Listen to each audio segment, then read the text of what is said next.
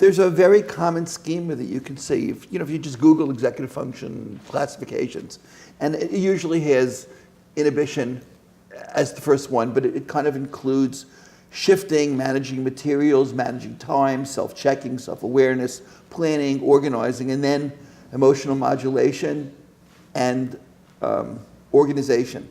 Does that scheme, although there's a lot of practical importance to helping children function in school, does that correlate well with a real scheme for executive function? Some of it does and some of it doesn't.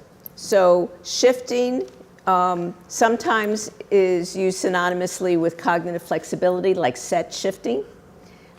Sometimes people talk about updating instead of talking about working memory, but it's basically the same thing. It's updating what you're holding in mind.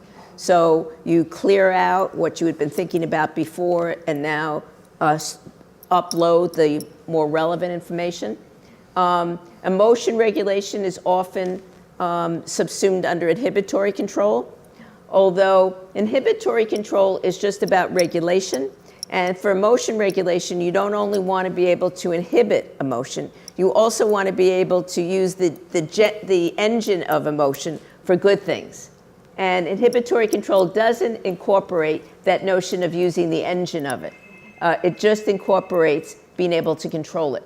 The other thing you mentioned, like organizing and things like that, are starting to get away from executive function. They're important skills, but they're not, not everything is executive function. Prefrontal cortex doesn't do everything that the brain does.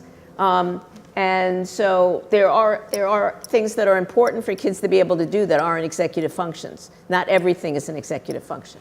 So it's kind of misleading because people they get a diagnosis and they go for help, and their real issue is organization.